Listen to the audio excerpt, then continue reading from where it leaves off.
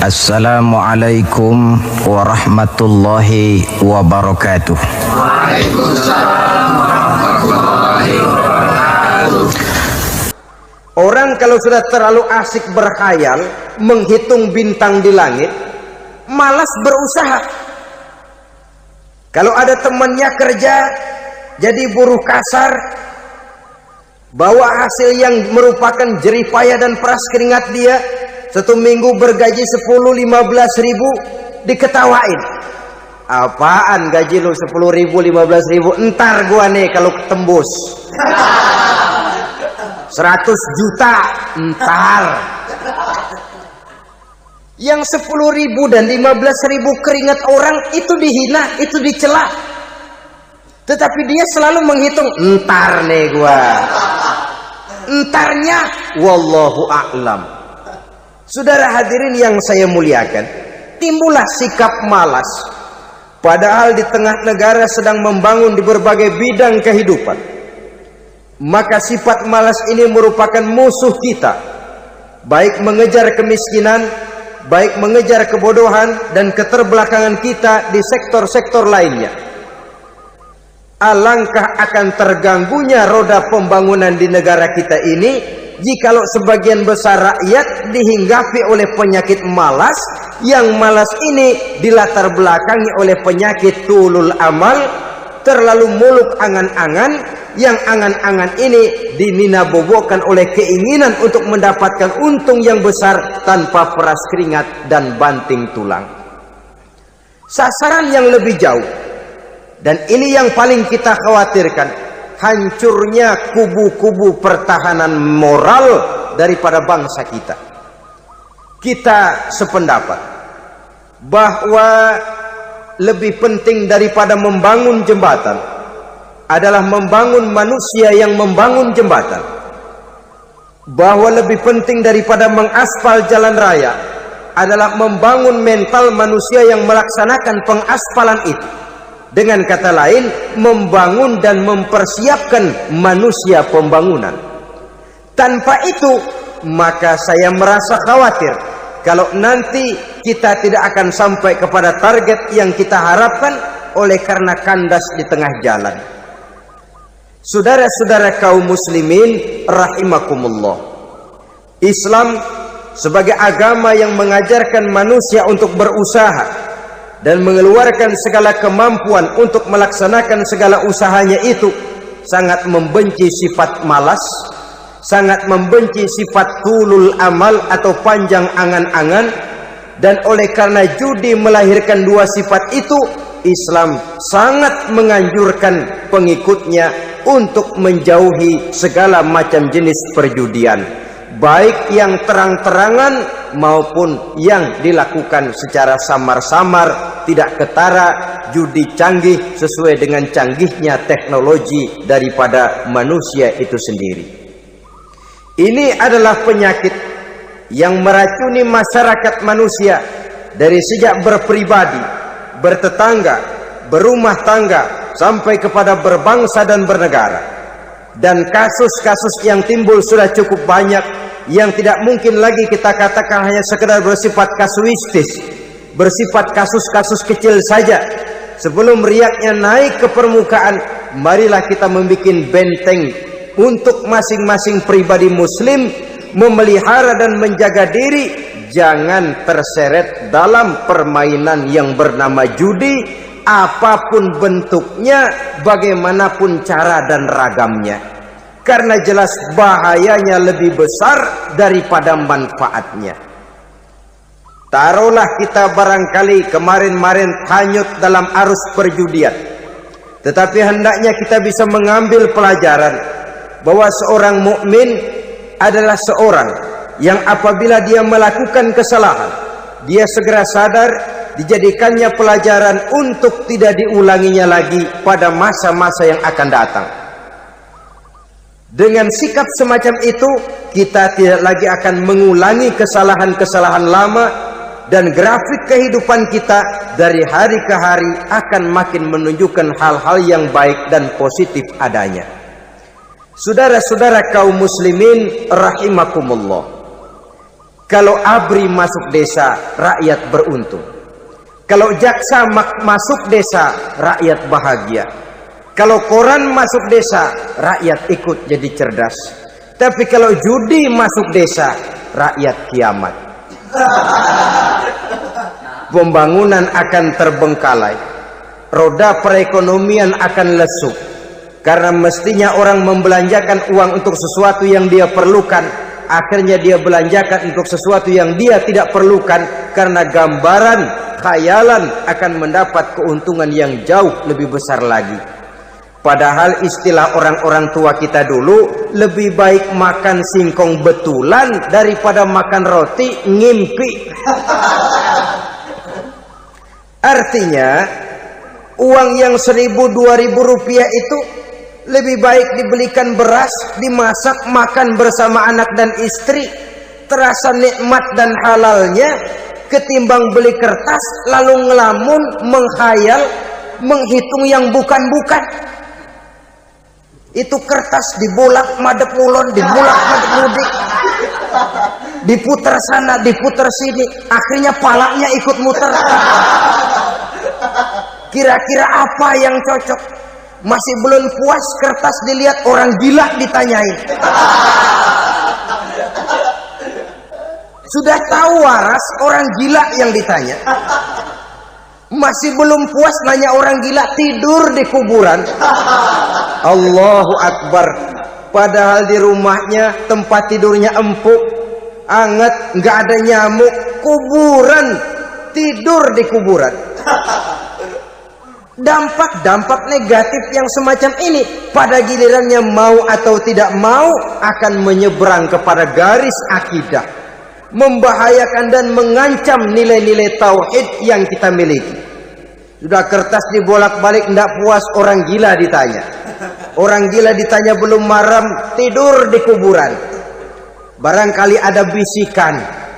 Saudara hadirin yang saya muliakan, memang walaupun wahyu sudah berhenti, tapi Allah masih memberikan ilham kepada hamba-hambanya yang dikehendakinya. Tetapi ilham itu bentuknya positif. Kalau saudara pagi-pagi berniat, tahu-tahu datang pikiran nanti malam mau ngaji, itu namanya ilham. Kalau saudara sedang merenung, tahu-tahu datang pikiran, saya mau sedekah, itu namanya ilham, bentuknya positif. Tapi kalau ngelamun, tahu-tahu datang pikiran nomor sekian pasang, itu bukan ilham, itu belis.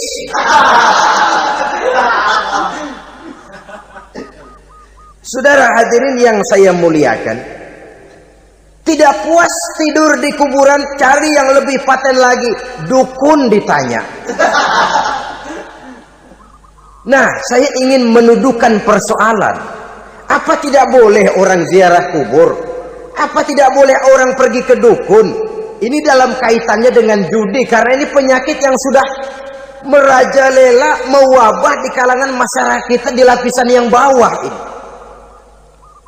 Saudara hadirin yang saya muliakan, ziarah kubur bukan saja boleh, malah dianjurkan oleh Nabi. Tetapi ziarah kubur yang dianjurkan oleh Nabi itu dengan tujuan pertama, agar orang ingat kepada mati. Kafa bil mauti wa'izah, kata Nabi. Cukup dengan mengingat mati menjadi pelajaran bagi kamu semua. Maka etikanya diajarkan, kalau saudara ziarah kubur, sampai di depan pintu kubur itu kan, Assalamualaikum ya ahlal kubur, wa inna insyaallahu bikum lahikun. Kami satu saat insya Allah pasti akan menyusul kamu. Kalau kamu sekarang berbaring di sini, satu saat kami akan berbaring di sini. Ziarah kubur mengingatkan orang kepada mati. Orang yang ingat kepada mati, gaya hidupnya lain dengan orang yang tidak ingat mati. Nah, orang kalau nggak ingat mati, gaya hidupnya nggak terkontrol. Kalau dia berkuasa, Fir'aun, itu nggak ingat mati. Kalau dia kaya, Korun. Sudah gambarannya nggak merupakan gambaran-gambaran yang baik. Orang yang ingat mati, dia berkuasa, dia berlaku adil. Suatu saat saya akan mati dan ini akan dimintakan pertanggungan jawab. Orang kaya ingat mati, dia akan jadi pemurah. Kenapa? Kalau saya diberikan ilmu, pertanyaan akhirat cuma satu, ilmumu kau amalkan untuk apa? Kalau saya diberikan umur panjang, pertanyaan akhirat cuma satu, umurmu kau habiskan di mana? Tapi jikalau saya diberikan harta, pertanyaan akhirat ada dua, hartamu kau dapat dari mana, kau belanjakan kemana? Depannya ditanya, belakangnya ditanya. Dapat dari mana, dibelanjain kemana? Sebab dua-duanya berkaitan dengan kegiatan. Kadang-kadang dapatnya dari jalan yang baik, tapi keluarnya ke tempat yang tidak baik, itu pun tidak betul. Atau dapatnya dari yang tidak baik, tapi dibelanjakan untuk yang baik, itu pun tidak bisa diterima. Oleh karenanya, dengan mengingat mati, gaya hidup seseorang jadi terkontrol karenanya. Yang kedua, dianjurkan kita untuk berziarah kubur itu mendoakan orang-orang yang sudah meninggal. Mal mayyitu fi qabrihi illa kal gharikil mutaghawis, kata Nabi. Orang yang sudah meninggal itu di alam barzakhnya adalah seperti orang yang tenggelam di lautan, menunggu doa dari keluarganya yang masih hidup. Apakah itu anaknya, kemenakannya, cucunya, dan lain sebagainya. Adapun yang kalau kita ziarahi itu kuburnya orang-orang yang kita tahu merupakan orang soleh, orang yang berjiwa bersih, yang kita kenal ketakwaannya kepada Allah Subhanahu wa ta'ala, tidak ada salahnya kita bertabarruk, asal jangan dengan satu keyakinan bahwa dia secara mandiri bisa mendoakan kita. Dia hanya bisa melakukan itu hanya dengan izin Allah. Nah, umumnya orang kalau sudah ziarah ke kubur-kubur keramat itu Allahnya kelupaan. Itu yang dikhawatirkan merusak dan mengganggu akidah. Sehingga di awal-awal perkembangan Islam, Nabi pernah melarang orang ziarah kubur itu. Ini bisa kita simak dari hadis, kuntu nahaitukum an ziyaratil qabri fazuruha. Dahulu aku pernah melarang kamu untuk ziarah kubur. Adapun sekarang kalau mau ziarah, ziarahlah kamu. Kata-kata dulu aku pernah melarang kamu, itu menggambarkan bahwa pada permulaan perkembangan Islam, nilai keimanan para sahabat masih rapuh, masih lemah, masih memerlukan pembinaan. Sehingga kalau mereka sering ke kubur, dikhawatirkan mereka minta kepada kubur. Nah, tetapi tatkala nilai keimanannya sudah mapan, sudah kuat, kata Rasul, fazuruha. Adapun sekarang kalau mau pergi berziarah, ziarahlah kamu. Saudara hadirin yang saya muliakan, jadi jangan melupakan Allah. Saya bisa saja berkata, kalau saya misalnya pakai cincin, lalu saya bilang, saya sejak pakai cincin ini, jangan anak gadis, nenek-nenek ngelihat saya lemes. Atau sejak pakai cincin ini, dagangan laris bener. Cincin itu yang menggelincirkan akidah. Untuk tidak tergelincir, orang harus tidak melupakan Allah. Dia bisa berkata, alhamdulillah, Allah memberikan keistimewaan kepada batu cincin saya. Batu cincinnya tidak apa-apa, Allah yang memberikan keistimewaan. Ini dalam bentuk yang langsung. Dalam bentuk yang tidak langsung kita bisa lihat, misalnya kalau petani ditanya, ini bisa panen besar ini rahasianya apa, Pak? Oh, pupuk urea, pupuk urea. Nah, Allah nomor 16. Seorang petani yang baik keimanannya, dia akan berkata, kami bisa panen besar karena izin Allah. Lah kalau pupuknya mah pakai pupuk urea, izin Allahnya dulu, baru kemudian pupuknya nyusul. Jadi sebenarnya bukan cuma pergi ke dukun yang bisa merusak keimanan, pergi ke dokter juga bisa loh merusak keimanan. Kalau berkeyakinan bahwa dokter itulah yang memberikan sembuh, kenapa akidah saudara tidak tergelincir karenanya? Dokter hanya memberikan obat dan resep, sembuh itu datangnya dari Allah. Ini yang diungkapkan lewat lisan Nabi Ibrahim alaihissalam, wa idza maridtu fahuwa yashfini. Apabila aku sakit, dialah Allah yang memberikan sembuh. Memberikan sembuh. Jangan juga menyalahartikan ayat ini. Ada ayat begini sakit, terus nekat. Udah nggak usah berobat dah, memang penyakit dari Tuhan. Ntar waktunya baik ya baik dah. Udah, ampeg terus dah. Orang yang berobat saja belum tentu sembuh, apalagi yang tidak berobat. Sama juga orang nggak sembahyang kita ajakin ngotot, lo juga yang sembahyang belum tentu masuk surga katanya. Lah yang sembahyang belum tentu masuk surga, bagaimana cengoran lo yang nggak sembahyang?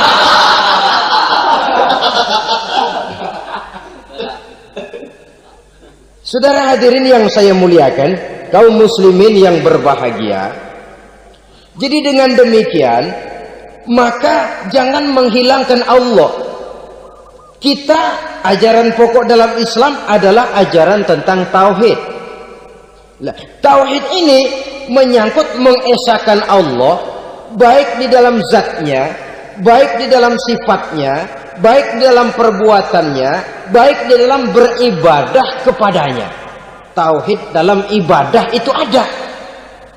Tauhid dalam zat artinya zat Allah itu tidak tersusun, tidak terdiri dari bagian-bagian yang bisa dipecah-pecah. Ya seperti kita ini kan ada kepala, ada kaki, ada tangan. Allah tidak tersusun zatnya dari bagian-bagian. Esa zatnya tidak bisa dibagi-bagi. Esa sifatnya artinya Allah itu sifatnya tidak pernah berubah. Sejak dahulu sampai sekarang Allah itu cinta kepada orang beriman yang melakukan kebaikan. Dan Allah benci kepada orang kufur yang melakukan kejahatan. Mustahil satu saat Allah berubah. Orang kufur yang berbuat kejahatan didemenin, orang mukmin yang berbuat kebaikan dikeselin. Misalnya tahun 2000 Tuhan giliran jengkel sama orang mukmin. Itu mustahil, dia esa di dalam sifatnya. Lain dengan sifat kita manusia. Sifat kita ini kan relatif. Ada saatnya kita senang, lain saat yang kita senang betul kita caci maki. Hari ini kita caci maki, besok kita puji. Lihat teman kaya, habis kita omongin, boleh jadi dia kaya. Kenapa? Dukunnya 36. Begitu kita habis caci maki begitu, dia datang ngasih duit sama kita. Cacian itu bisa berubah menjadi pujian. Lu ya emang bukan main dah. Sifat kita itu relatif, bisa terpengaruh oleh situasi dan kondisi. Saudara hadirin yang saya hormati, kaum muslimin yang berbahagia, Allah juga esa di dalam perbuatannya. Artinya di dalam menciptakan apapun yang akan diciptakan oleh Allah, di dalam melakukan apapun yang akan dilakukan oleh Allah, tidak terikat kepada faktor lain, tidak memerlukan bantuan lain. Dia adalah mutlak. Nah, kemudian kita mengesahkan Allah dalam zatnya, mengesahkan Allah dalam sifatnya, mengesahkan Allah dalam perbuatannya. Belum tentu berarti kita mengesahkan Allah dalam ibadahnya. Sebab banyak orang yang yakin betul Allah itu esa, teguh dengan pendiriannya. Tuhan lu siapa? Allah. Allah bagaimana? Esa. Bagaimana kalau 2? Kagak. 3? Enggak. Mantap. Soal tahlil paten. Tapi dalam ibadah kadang-kadang dia tidak mentauhidkan Allah. Ini makna wa ma umiru illa liya'budullaha mukhlisin. Kami tidak memerintahkan kepadamu kecuali untuk beribadah kepadaku, kata Allah, dengan ikhlas. Beribadah kepada Allah dengan ikhlas itu artinya apa? Beribadah hanya untuk Allah saja. Nah, kalau hanya untuk Allah saja, lalu kita minta berdoa di depan kuburan orang yang soleh, apa syirik? Tidak syirik. Kalau kita berkeyakinan bahwa orang tempat kita memanjatkan doa itu hanya bisa mendoakan kita dengan izin Allah. Dia sendiri tidak punya kekuasaan apa-apa. Tanpa izin Allah dia tidak bisa berbuat apa-apa. Itu tidak menyebabkan orang menjadi syirik.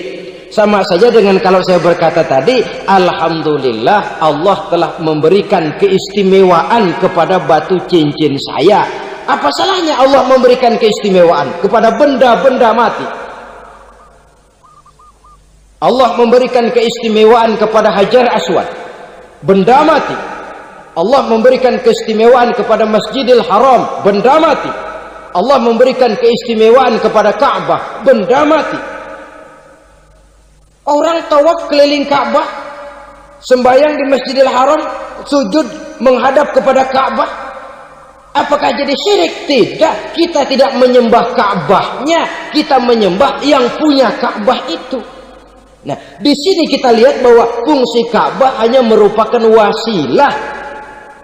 Tapi kalau Allahnya kita hilangkan, jadilah kita penyembah batu. Hanya saja batu itu berbentuk 4 bernama Ka'bah. Sa'i, orang yang melaksanakan haji, lari-lari antara Safa dan Marwah, amalan apa itu? Seakan-akan kita menghormati bukit-bukit, gunung-gunung. Tapi bukan itu yang kita tuju dalam pelaksanaan sa'i itu. Yang kita tuju adalah ini perintah Allah. Allahnya yang diutamakan. Maka hal semacam ini tidak menyebabkan orang menjadi syirik dan tergelincir dari tauhid. Tapi kalau ziarah kubur dengan niat cari buntutan, cari nomor yang cocok, ini niatnya saja sudah salah. Nah, kalau berangkat dengan niat yang salah, sampai di sana saya yakin seyakin-yakinnya amalannya pasti salah. Lah, kubur yang diziarahin bukan kubur orang soleh. Ya mana ada orang soleh ngasih kode buntut.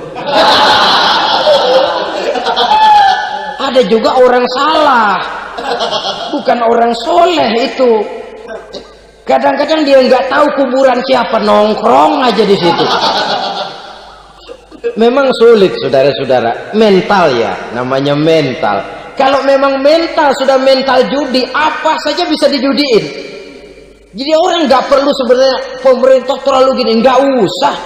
Kembali saja kepada mental. Kalau mental memang sudah mental judi, apaan aja bisa dijudiin. Pulang tengah malam nabrak babi, babi yang keluar nih.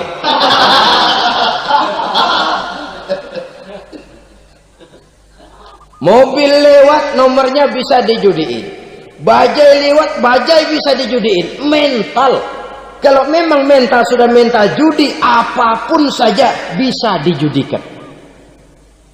Saudara hadirin yang saya muliakan, lalu bagaimana dengan dukun? Ya, saudara hadirin, pergi ke dukun hakikatnya sama dengan pergi ke dokter.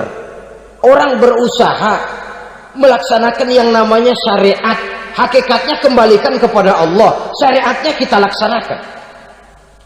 Tetapi, nah ini tetapi, yang pertama saudara harus tahu betul dukunnya itu bayang apa enggak, agamanya kuat apa enggak. Sebab ya tentu tidak ada dukun yang jelek, karena pada umumnya penyakit dukun itu kan nyohor, iklan lewat koleha-kolehanya. Kita bisul kecil datang, kata dukun, ini si kecil kemarin bisul kayak kelapa 5 menit baik. 5 menit padahal kemarin kagak ada yang datang. Diolah sedemikian rupa supaya orang mantap. Jadi jangan asal sembarangan.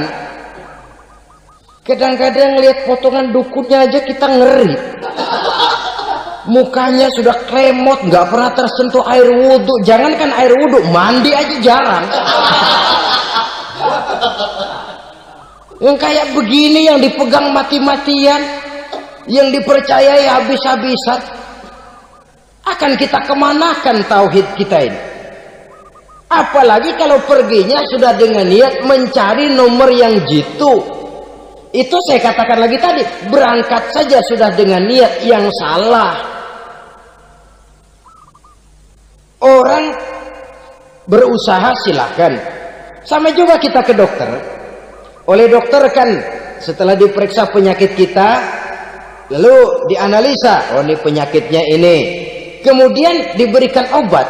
Lah, obat itu kan tentu ada aturan minumnya tuh. Yang kapsul ini sehari 3 kali, yang tablet ini sehari 2 kali. Kalau kita minumnya kelebihan, overdosis namanya. Saking pengen cepet baik, sekali minum 10 tablet. Ya memang nggak sakit-sakit lagi, tapi nggak hidup sudah. Habis. Kita pun dalam melaksanakan amalan hidup beragama begitu. Saudara datang kepada kiai, orang-orang soleh, meminta amalan, wiridan, itu jangan sampai overdosis. Tidak sesuai dengan kemampuan pribadi. Wong masih SD sudah minta matematika kelas SMP, celeng. Baru SMP sudah minta diajarkan filsafat kelas perguruan tinggi, semaput. Kenapa? Daya tampungnya nggak kuat. Emang ukuran secangkir, minta disini seember, ya luber. Lebihnya nggak cukup. Kenapa? Yang diberikan, yang diamalkan tidak sesuai dengan makomnya, tidak sesuai dengan kemampuan yang ada pada dirinya. Saudara hadirin yang saya muliakan, akhirnya apa? Mencelakakan dirinya sendiri. Ngawur. Baru sembahyang seminggu udah ngaku ketemu malaikat. Sembahyang ditemenin malaikat. Lah sembahyang baru seminggu mulai. Itu malaikat iseng amat. Ya walaupun kalau Allah izinkan tidak mustahil, tapi kan tidak logik. Orang yang melaksanakan ibadah puluhan tahun memerlukan riyadhah dan latihan, khusyuk dan tawadhu, penuh tazallul, merendahkan diri di hadapan Allah, belum tentu mendapat karunia yang semacam itu. Saudara hadirin yang saya muliakan, jadi dengan kata lain, yang pertama, lihatlah dulu kualitas dukun yang akan saudara datangi itu. Ini kualitas black apa kualitas white, aspal apa cat putih, sehingga jangan sampai kita salah pilih. Sebab biasanya orang kalau sudah hanyut di kali, rumput pun dia pegangin. Dia tahu kalau rumput tidak akan bisa menahan bobot badannya, tapi karena posisinya posisi terjepit, rumput pun dia pegang. Ini satu gambaran psikologis betapa orang dalam keadaan panik, kepepet, kejepit, yang tidak mestinya dipegang pun akan dipegangnya juga. Walaupun dia tahu itu tidak akan bisa menahan bobot badannya, namun dipegangnya juga. Oleh karenanya, yang pertama, lihat dulu kualitas dukunnya. Yang kedua, saudara-saudara, jangan berkeyakinan bahwa dukun itulah yang memberikan permintaan saudara. Si dukun hanya bisa dengan izin Allah. Malas berusaha. Orang kalau sudah terlalu asik berkhayal, menghitung bintang di langit, malas berusaha.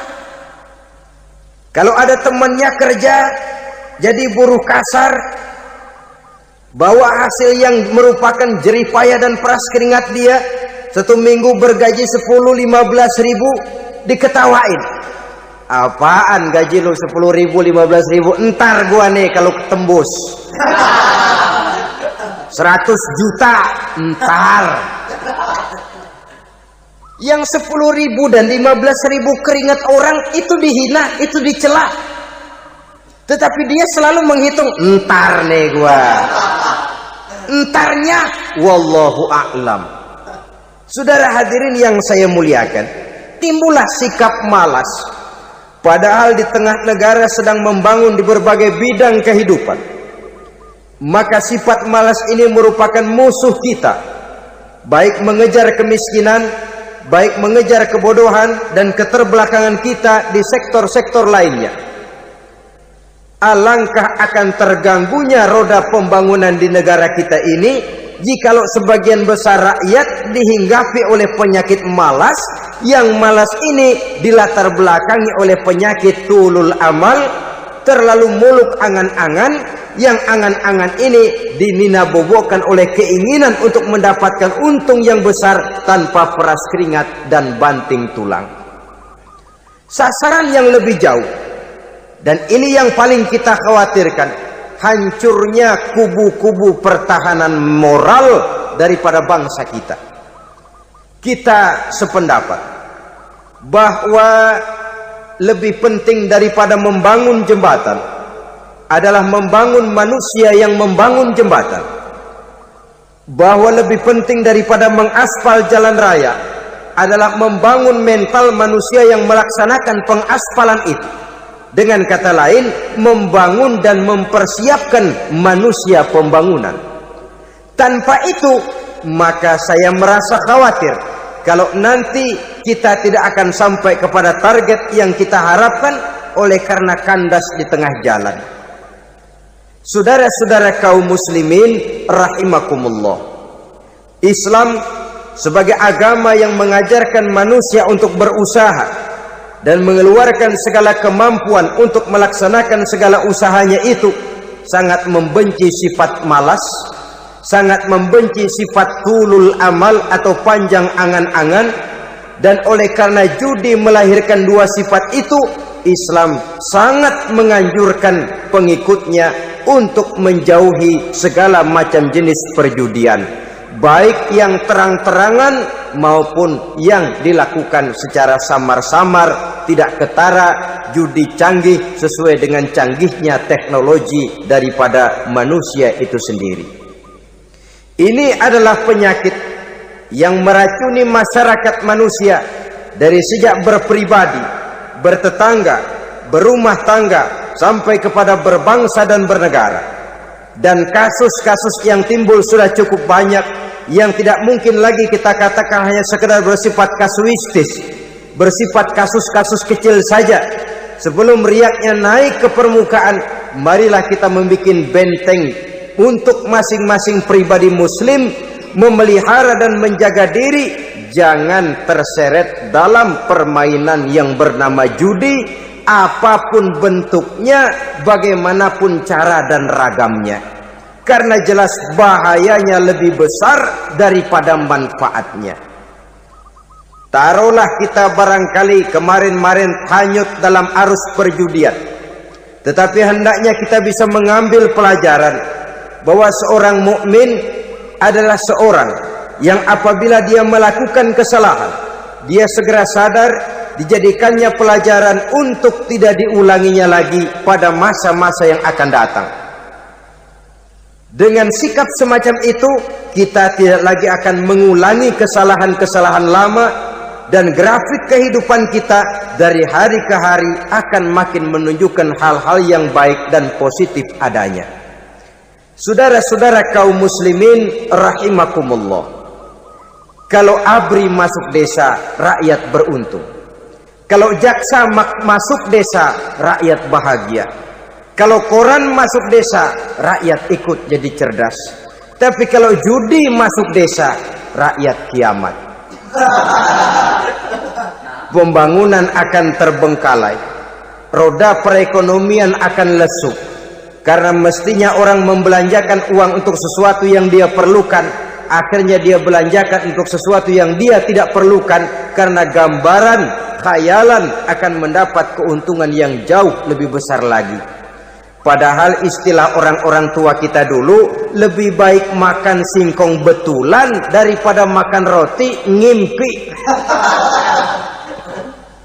Artinya, Uang yang 1.000-2.000 rupiah itu lebih baik dibelikan beras, dimasak, makan bersama anak dan istri, terasa nikmat dan halalnya, ketimbang beli kertas lalu ngelamun, menghayal, menghitung yang bukan-bukan. Itu kertas dibolak madep ulon, dibolak madep mudik, diputar sana, diputar sini, akhirnya palanya ikut muter. Kira-kira apa yang cocok?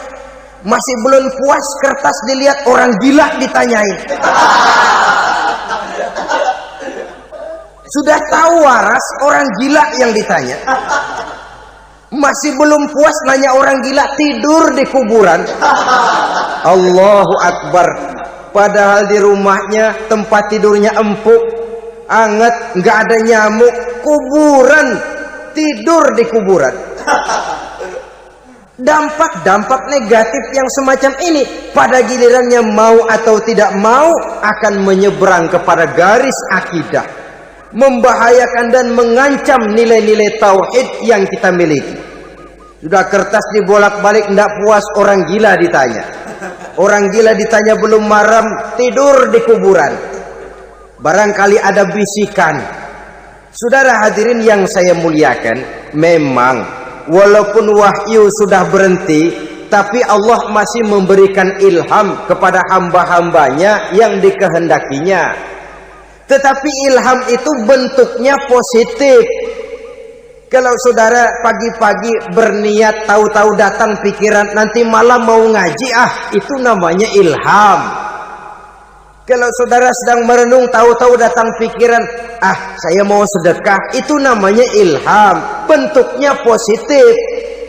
Tapi kalau ngelamun, tahu-tahu datang pikiran nomor sekian pasang, itu bukan ilham, itu belis.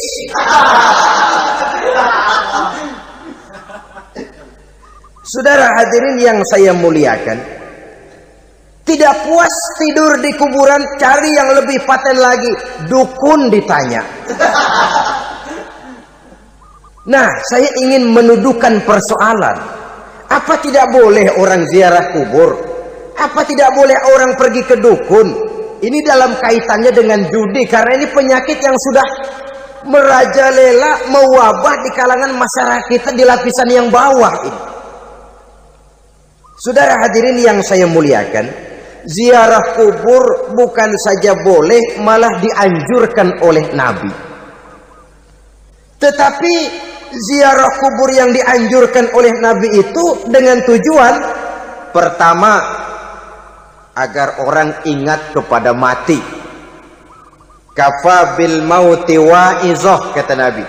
Cukup dengan mengingat mati menjadi pelajaran bagi kamu semua. Maka etikanya diajarkan, kalau saudara ziarah kubur, sampai di depan pintu kubur itu kan, Assalamualaikum ya ahlal kubur wa inna insyaallahu bikum lahikun. Kami satu saat insya Allah pasti akan menyusul kamu. Kalau kamu sekarang berbaring di sini, satu saat kami akan berbaring di sini. Ziarah kubur mengingatkan orang kepada mati. Orang yang ingat kepada mati, gaya hidupnya lain dengan orang yang tidak ingat mati. Nah, orang kalau nggak ingat mati, gaya hidupnya nggak terkontrol. Kalau dia berkuasa, Fir'aun, itu nggak ingat mati. Kalau dia kaya, Korun. Sudah gambarannya nggak merupakan gambaran-gambaran yang baik. Orang yang ingat mati, dia berkuasa, dia berlaku adil. Suatu saat saya akan mati dan ini akan dimintakan pertanggunganjawab. Orang kaya ingat mati, dia akan jadi pemurah. Kenapa? Kalau saya diberikan ilmu, pertanyaan akhirat cuma satu, ilmumu kau amalkan untuk apa? Kalau saya diberikan umur panjang, pertanyaan akhirat cuma satu, umurmu kau habiskan di mana? Tapi jikalau saya diberikan harta, pertanyaan akhirat ada dua, hartamu kau dapat dari mana, kau belanjakan kemana? Depannya ditanya, belakangnya ditanya, dapat dari mana, dibelanjain kemana? Sebab dua-duanya berkaitan dengan kegiatan. Kadang-kadang dapatnya dari jalan yang baik, tapi keluarnya ke tempat yang tidak baik, itu pun tidak betul. Atau dapatnya dari yang tidak baik, tapi dibelanjakan untuk yang baik, itu pun tidak bisa diterima. Oleh karenanya, dengan mengingat mati, gaya hidup seseorang jadi terkontrol karenanya. Yang kedua, dianjurkan kita untuk berziarah kubur itu mendoakan orang-orang yang sudah meninggal. Mal mayyitu fi qabrihi illa kal gharikil mutaghawis, kata Nabi. Orang yang sudah meninggal itu di alam barzakhnya adalah seperti orang yang tenggelam di lautan, menunggu doa dari keluarganya yang masih hidup. Apakah itu anaknya, kemenakannya, cucunya, dan lain sebagainya. Adapun yang kalau kita ziarahi itu kuburnya orang-orang yang kita tahu merupakan orang soleh, orang yang berjiwa bersih, yang kita kenal ketakwaannya kepada Allah Subhanahu wa ta'ala, tidak ada salahnya kita bertabarruk, asal jangan dengan satu keyakinan bahwa dia secara mandiri bisa mendoakan kita. Dia hanya bisa melakukan itu hanya dengan izin Allah. Nah, umumnya orang kalau sudah ziarah ke kubur-kubur keramat itu Allahnya kelupaan. Itu yang dikhawatirkan merusak dan mengganggu akidah. Sehingga di awal-awal perkembangan Islam, Nabi pernah melarang orang ziarah kubur itu. Ini bisa kita simak dari hadis, kuntu nahaitukum an ziyaratil qabri fazuruha. Dahulu aku pernah melarang kamu untuk ziarah kubur, adapun sekarang kalau mau ziarah, ziarahlah kamu. Kata-kata dulu aku pernah melarang kamu itu menggambarkan bahwa pada permulaan perkembangan Islam, nilai keimanan para sahabat masih rapuh, masih lemah, masih memerlukan pembinaan. Sehingga kalau mereka sering ke kubur, dikhawatirkan mereka minta kepada kubur. Nah, tetapi tatkala nilai keimanannya sudah mapan, sudah kuat, kata Rasul, fazuruha. Adapun sekarang kalau mau pergi berziarah, ziarahlah kamu. Saudara hadirin yang saya muliakan, jadi jangan melupakan Allah. Saya bisa saja berkata, kalau saya misalnya pakai cincin, lalu saya bilang, saya sejak pakai cincin ini, jangan anak gadis, nenek-nenek ngelihat saya lemes. Atau sejak pakai cincin ini, dagangan laris bener. Cincin itu yang menggelincirkan akidah. Untuk tidak tergelincir, orang harus tidak melupakan Allah. Dia bisa berkata, alhamdulillah, Allah memberikan keistimewaan kepada batu cincin saya. Batu cincinnya tidak apa-apa, Allah yang memberikan keistimewaan.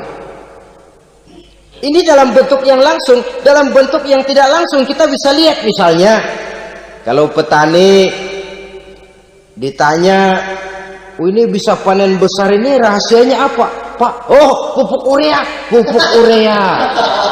Nah, Allah nomor 16. Seorang petani yang baik keimanannya, dia akan berkata, kami bisa panen besar karena izin Allah. Lah, kalau pupuknya mah pakai pupuk urea, izin Allahnya dulu, baru kemudian pupuknya nyusul. Jadi sebenarnya bukan cuma pergi ke dukun yang bisa merusak keimanan, pergi ke dokter juga bisa loh merusak keimanan. Kalau berkeyakinan bahwa dokter itulah yang memberikan sembuh, kenapa akidah saudara tidak tergelincir karenanya? Dokter hanya memberikan obat dan resep, sembuh itu datangnya dari Allah. Ini yang diungkapkan lewat lisan Nabi Ibrahim alaihissalam, wa idza maridtu fahuwa yashfini. Apabila aku sakit, dialah Allah yang memberikan sembuh. Memberikan sembuh. Jangan juga menyalahartikan ayat ini. Ada ayat begini sakit terus nekat. Udah nggak usah berobat dah, memang penyakit dari Tuhan. Ntar waktunya baik ya baik ya. Udah ampek terus dah. Orang yang berobat saja belum tentu sembuh, apalagi yang tidak berobat. Sama juga orang nggak sembahyang kita ajakin ngotot, lo juga yang sembahyang belum tentu masuk surga katanya. Lah yang sembahyang belum tentu masuk surga, bagaimana cengoran lo yang nggak sembahyang?